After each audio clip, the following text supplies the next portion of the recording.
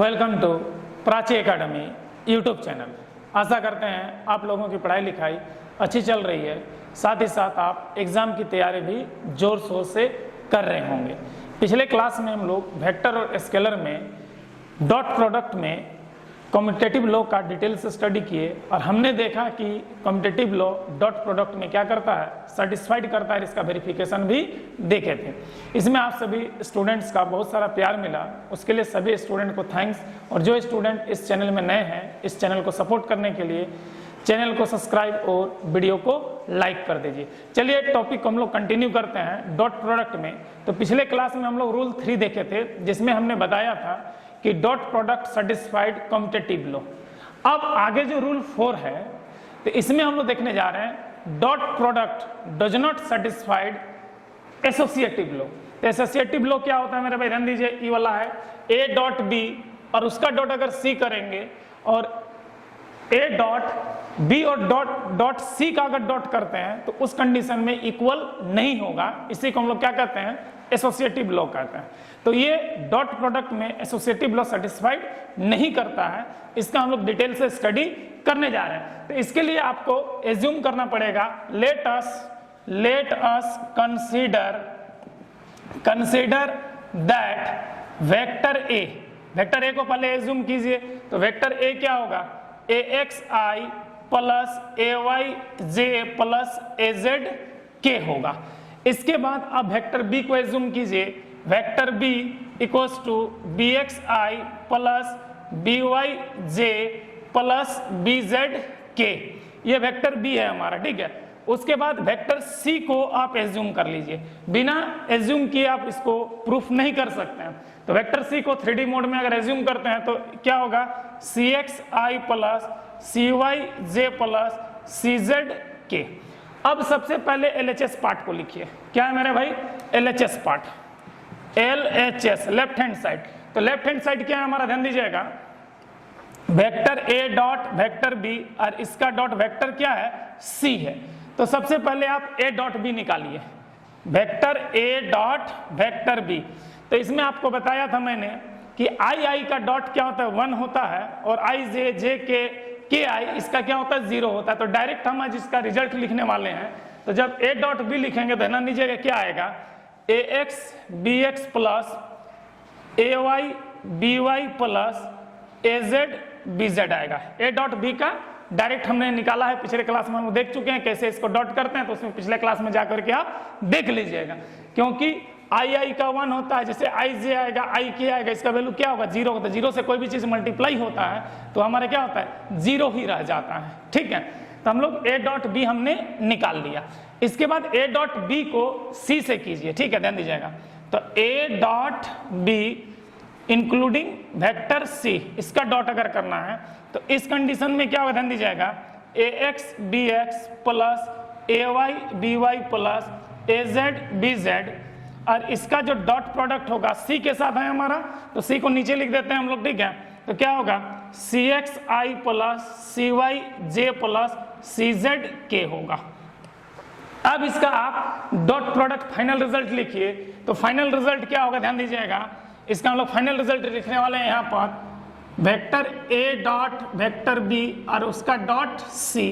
तो इसका जो फाइनल रिजल्ट होगा मेरे भाई, इसके साथ आई का एक बार मल्टीप्लाई होगा। तो क्या होगा, ध्यान दीजिएगा, यहाँ पे क्या होगा, AX BX plus AY BY plus AZ BZ into CXI plus क्या हो जाएगा, AX BX plus AY BY plus AZ BZ, इसके साथ क्या होगा, CYJ प्लस क्या हो जाएगा मेरे भाई, यहाँ पे CYJ प्लस क्या हो जाएगा, यहाँ पर आ जाएगा AX BX plus AY BY plus AZ BZ, और इसके साथ क्या आएगा, CZ के, ठीक है।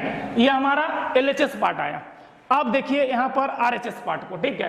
तो RHS पार्ट में हमारा क्या है, ध्यान दीजिएगा, सबसे पहले RHS पार्ट क्या है हमारा, A dot bracket B dot C है हमारा, ठीक है। A dot bracket B dot C है। तो अगर इसको सॉल्व करते हैं, सबसे पहले आपको क्या निकालना होगा, बी डॉट सी निकालना होगा। तो बी डॉट सी में B X C X, B Y C Y और बी जेड सी जेड बचेगा, बाकी से हमारा क्या हो जाएगा, जीरो हो जाएगा। तो इसको आप लिख सकते हैं B X C x plus B Y C Y plus B Z C Z, ये निकल जाएगा हमारा। इसके बाद इसका जब ए के साथ डॉट कीजिएगा, इस प्रोडक्ट को बी डॉट सी को ए के साथ डॉट करेंगे, इसका जो रिजल्ट आएगा ध्यान दीजिएगा, यहाँ पर क्या आएगा, ए एक्स सॉरी यहाँ पे आ जाएगा B X C x plus B Y C Y plus B Z C Z into A x I, ठीक है, प्लस क्या होगा मेरे भाई यहाँ पे B X C x plus B Y C Y plus B Z C Z, इसके साथ क्या आएगा ए वाई के आएगा, उसके बाद प्लस क्या हो जाएगा हमारा B X C x plus B Y C Y plus B Z C Z, उसके साथ क्या आ जाएगा मेरे भाई ए जेड, ये जे आएगा यहाँ पे और इसमें क्या हो जाएगा के आएगा। तो ये इक्वेशन 2 है और ये इक्वेशन हमारा क्या है 1 है। तो देखिए इक्वेशन 1 और 2 का RHS पार्ट इक्वल नहीं है, RHS पार्ट इक्वल नहीं है। इसका मतलब क्या है कि A डॉट B और उसका डॉट C इक्वल नहीं है, बोलता है किससे, A dot B dot C का, ठीक है, इक्वल नहीं है। तो हमने क्या कहा था कि dot product does not satisfied associative law, क्या हमारा सेटिस्फाइड कर रहा है, इक्वल हो रहा है, नहीं ना हो रहा है मेरे भाई। देखिए इसका जो RHS पार्ट है, इसका जो RHS पार्ट है, दोनों डिफरेंट है, दोनों डिफरेंट है, इसका मतलब दोनों इक्वल नहीं हो रहा है, मतलब डॉट प्रोडक्ट कभी भी एसोसिएटिव कंडीशन को सेटिस्फाइड नहीं करेगा। यह था हमारा रूल 4। इसके बाद आता है rule 5, dot product satisfied distributive law. तो डिस्ट्रीब्यूटिव लॉ क्या होता है ध्यान दीजिएगा, इसका प्रूविंग के लिए सबसे पहले डिस्ट्रीब्यूटिव लॉ को लिखते हैं, यहाँ पे नहीं लिखे हुए हैं, जैसे कि A dot B plus C vector equal होगा, बोलता है A dot B plus, sorry इसको हम लोग यहां लिख देते हैं, क्या है हमारा A dot B plus C equal होगा, बोलता है ए डॉट बी का प्लस ए डॉट सी का। यही आपका क्या है डिस्ट्रीब्यूटिव लॉ है, तो इसको ये सेटिस्फाइड करेगा, बोलता है dot product satisfied distributive law. तो चलिए चेक करते हैं। तो इसमें भी चेक करने से पहले आपको तीन वेक्टर्स हैं यहाँ पे ए बी और सी, इसका 3D कंडीशन को आपको क्या करना पड़ेगा, एज्यूम करना पड़ेगा। तो एज्यूम करते हैं, लेट अस कंसीडर दैट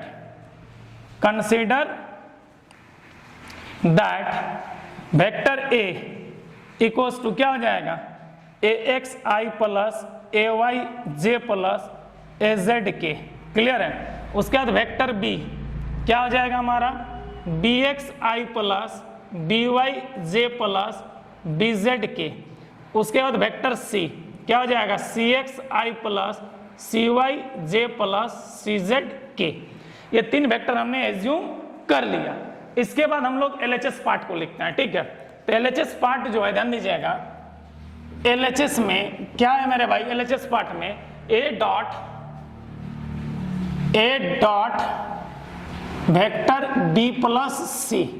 तो वेक्टर बी प्लस सी अगर करेंगे तो हमारा A X plus B x I common आएगा यहाँ पे। तो सबसे पहले आप निकाल लीजिए vector B plus vector C. Vector B plus vector C अगर निकालते हैं तो क्या हो जाएगा B x plus C x आई plus B Y plus C Y जे plus B Z plus C z k, clear है। ये बी प्लस सी निकल गया। अब इसके बाद इसका डॉट प्रोडक्ट कीजिए A dot B plus C. Dot product अगर करते हैं तो ध्यान दीजिएगा एक्स आई का प्रोडक्ट डॉट क्या होता है 1 होता है, आई जे के आई का वैल्यू क्या होता है हमारा 0 होता है। जैसे कि आई का जे का और के का डॉट हमारा 1 होता है। तो 1 वाला बचेगा, मैंने आई का प्रोडक्ट बचेगा, जे का डॉट प्रोडक्ट बचेगा और के का डॉट प्रोडक्ट बचेगा। अब बाकी जो होगा 0 हो जाएगा। तो सिंपल सा बात में अगर यहाँ लिखना चाहें तो अगर वेक्टर ए इसके साथ इसका डॉट प्रोडक्ट करते हैं, ये हमारा एक वेक्टर, ये एक वेक्टर हो गया, बी प्लस सी का एक वेक्टर आ चुका है। तो इसका अगर डॉट प्रोडक्ट करते हैं तो क्या होगा ध्यान दीजिएगा यहाँ पे ax into B x plus C x plus A Y into B Y plus C Y plus A Z into B Z plus C Z, ये इक्वेशन क्या हो गया 1 हो गया। क्लियर है। अब एक काम कीजिए, आप आरएचएस पार्ट को लिखिए। किसको लिखते हैं? आरएचएस पार्ट को। तो आरएचएस पार्ट में क्या है मेरे भाई, ध्यान दीजिएगा, vector A dot vector B plus vector A dot vector C. Clear है।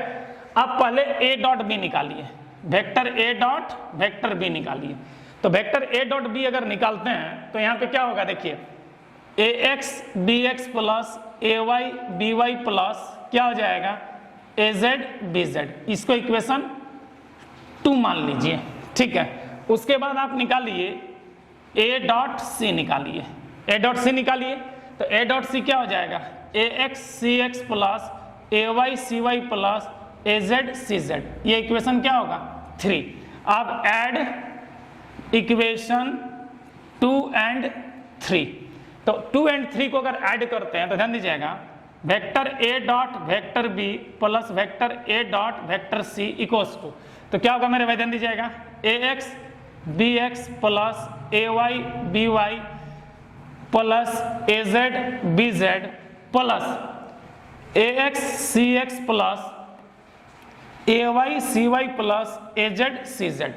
अब ध्यान दीजिएगा, यहां पर जब इसका निकालने जा रहे हैं हम लोग, क्या A dot B plus A dot C, ये आपको निकालने जा रहे थे। ध्यान दीजिएगा, ये दोनों में देखिए, ये दोनों में एक्स कॉमन है, ये दोनों में ए वाई कॉमन है और ये दोनों में ए जेड कॉमन है। ठीक, क्लियर है। कॉमन निकालिए तो क्या होगा, देखिए एक्स अगर कॉमन निकलेगा तो B x plus C x आएगा।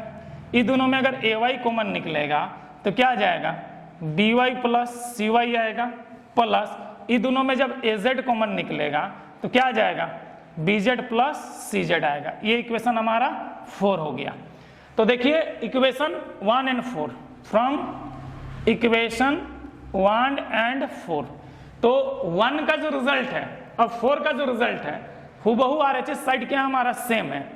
आरएचएस साइड क्या हमारा सेम है, मतलब एलएचएस भी इक्वल होगा। इसका मतलब है यहाँ पे जब एलएचएस इक्वल होगा मतलब क्या हो जाएगा, एलएचएस इक्वल टू आरएचएस, मतलब क्या हो गया, A dot vector B plus vector C equals to A dot vector B plus A dot vector सी।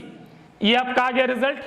तो ये देखिए रिजल्ट जो है ये हमारा कौन सा कंडीशन का है, डिस्ट्रीब्यूटिव कंडीशन का है। और डिस्ट्रीब्यूटिव कंडीशन क्या हो गया, सेटिस्फाइड कर गया। तो हमने देखा कि डॉट प्रोडक्ट में डिस्ट्रीब्यूटिव कंडीशन क्या करता है, सेटिस्फाइड करता है। तो पिछले क्लास में हम लोगों ने कम्यूटेटिव लॉ का प्रूविंग को देखे थे डॉट प्रोडक्ट में। आज हमने देखा डॉट प्रोडक्ट में एसोसिएटिव कंडीशन सेटिस्फाइड नहीं करता है, लेकिन हमारा डिस्ट्रीब्यूटिव कंडीशन डॉट प्रोडक्ट में क्या करता है, सेटिस्फाइड करता है। तो इसको जो है आप क्या कर लीजिएगा, नोट डाउन कर लीजिएगा। और मैं थोड़ा सा स्क्रीन से साइड हट जा रहा हूं, आप लोग का कमेंट भी था कि सर नोट करने में दिक्कत होता है तो स्क्रीनशॉट लेने में भी दिक्कत होता है, तो आप आराम से स्क्रीनशॉट आप इसको ले सकते हैं और इसको आप क्या कर सकते हैं, नोट डाउन भी कर सकते हैं। ठीक है, तो आप लोग स्क्रीनशॉट ऐसा करते हैं ले लिए होंगे। चलिए, तो इस चीज को आप नोट डाउन करके रिवाइज कीजिएगा, क्योंकि जब तक लॉ का कंडीशन को नहीं समझिएगा न्यूमेरिकल्स बनाने में दिक्कत होती है। आशा करते हैं कि आज का क्लास आप लोगों को अच्छा लगा। अगर अच्छा लगा तो इस चैनल को सपोर्ट करने के लिए चैनल को सब्सक्राइब और वीडियो को लाइक कर दीजिए। जय हिंद, जय संविधान।